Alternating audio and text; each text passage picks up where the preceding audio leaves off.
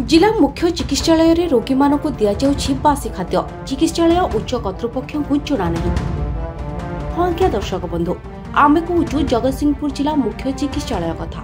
किछि दिन हेब रोगी मानक बासी खाद्य दिया जाउथिबा नै तातिले रोगी और सहयोगी।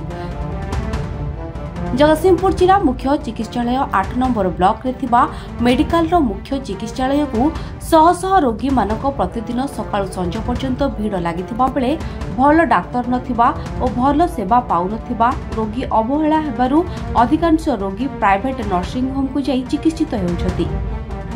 अन्यपटे रोगी मानक बासी खाद्य दिया जाउथिबा बेले चिकित्सा अधिकारी मानक निकट रे कोनोसी सूचना नहीं जहाकु नै साधारण रे एक विराट प्रश्नबाची छिड़ा करिछि जहाकि गत राति रे प्रसूति वार्ड और चाइल्ड वार्ड रे चिकित्सालय पाखरु चिकित्सित रोगी मानक पई दिया जाइथिबा बासी खाद्य को न खाई रोगी और साथी रे थिबा सहयोगी मिलित भाबे खाद्य को डस्टबिन रे पकाई भोक उपास रे बिताइथिबा बेले अन्यपटे सकाळे दिया जाइथिबा क्षीर और पाउरुटी मध्य बासी एवं पैकेट क्षीर रे बहु परिमाण रो पानी को देखि रोगी माने फेराई देथिबा बेले उच्च कर्तृपक्ष को अवगत करबा सहित वार्ड रे होलाबल करथिले। एते सब घटना घटिबा परे उच्च कर्तृपक्ष निकट रे कोनोसी सूचना नहीं जहाकु नै चिकित्सालय रे चिकित्सित रोगी और साथी रे थिबा सहयोगी मिलित भाबे चिकित्सालय रे दिया जाउथिबा बासी खाद्य को नै आनिले संगीन अभियोग जहाकु नै शताधिक रोगी माने एभଳି निम्न मानर और बासी खाद्य प्रदानकारी संस्था उपरे कठोर कार्यानुष्ठान नेबाको दाबी करिसेंती। तबे देखिबार अछि जिला मुख्य चिकित्सालय रो उच्च कर्तृपक्ष और जिला प्रशासन एभଳି संवेदनशील घटना को नै किभଳି कार्यानुष्ठान नेउछंती।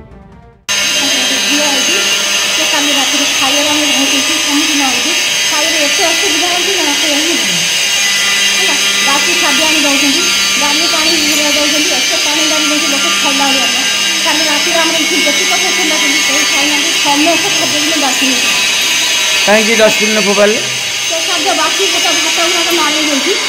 डाली पानी एत खराब है कहना कथा सन्तुला सेमती दौरान चिकेन दौरान सन्तुला आलक दौर मंगुनी एत खराब पाटी लगुच राति कौन लोक आम ये खाई ना कौन लोक खाइबे बहुत एत असुविधा होती मैंने कहया कथा नुह समस्त खाद्य डस्टबिन में कल पड़ी आज सकाल आम जी खाद्य जिन आम फेर देचु कई मना कर रखी खाद्य जिन आगे आम कथा बुझे आमको यही खाद्य मिलिया कथा आम यही खाद्य खाई बोली आसु आम पेसेंट पाखे रोचे आम टे खाइबू बोली पेसेंट को छाड़ी जापरूँ बाहर को आमको मना हो पदा को जीवन आम जो पेसेंट पाखे रही कौन खाइबू ताक सागर आम रोगी हबू आम बर्तमान खाद्य यदि भल दब दिंतु नचेत आम ये खाद्य खाइबू ना गवर्नमेंट कौन पैसा दौना जो खाद्य जिन दियो अल्प दियो भल कि दियो आमर एति हूँ दाबी आसलु आमर पुआ आम खाया गंडा पाइलु कौन होता असुविधा कौन रही असुविधा आंबिला भात तरकारी देले आम खाइलु सब फोपाड़ी आमको जबरदस्ती देकर गले तो एंत जो बासी खाद्य देले से बासी खाद्य संतुष्ट ना आमर झील होम आसिक 4 दिन है मेडिकल अच्छे आमती क्षीर पाउरुटी देकी जाइए सका काली रात जो खाद्य देते सब जाक आंबिला खाद्य सब आम फिंगिदेलु आज सका रखु नु टिफिन जो दौले आम रखिलुन फेरेदेलु से जाकि पुणी सब कथबार्ता हो पुणी आसिक आमको क्षीर पाउरुटी देकी गले बहुत अनुरोध कलार आम जा रखिलु रखीचु से क्षीर गुड़ा खाली पानी आ 2टा छोट छोट पाउरुटी जो 10 टंकिया पाउरुटी 2टा देती से खाई रोगी रही राति आम उपास जहाँ बिस्कुट पानी करके खाइलु जहाँ थी आम पाखे कौन करूँ मेडिकल जहाँ आनी से खाई रही निश्चित भाव में ये विषय तदंत कार्यानुष्ठान ग्रहण करा निश्चित भाव में दीर्घ मास चली मासे चलने कहीं ना आमर माने प्रकृत में खाद्य भल स्वादुकर अच्छी ना नहीं आउ सतेज खाद्य अच्छी ना नहीं से विषय आमर जड़े हूँ नर्सिंग ऑफिसर तांको नियुक्ति कराई प्रत्येक दिन से खाद्य को परखुचन से खाद्य ठीक अच्छी ना नहीं। द्वितीय जिनिस आमे भी मझे मझे जितेबाला मु भी सुपरिटेडेंट हिसाब से से खाद्य को आसी देखुची परखुची निजे भी मु टेस्ट भी करुची एबे 2-3 दिन तले भी मु टेस्ट करी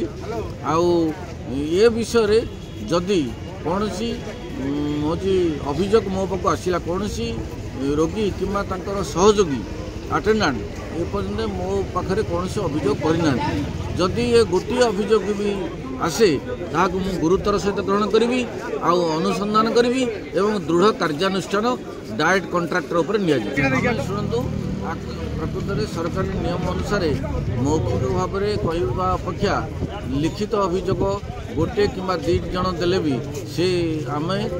से विषय तदंत कर कार्यानुष्ठान नेवा लगी यथेष्ट हो सचेतनता है आपण मैंने गणमाध्यम व्यक्ति माने दृढ़ ये विषय सचेतनता करने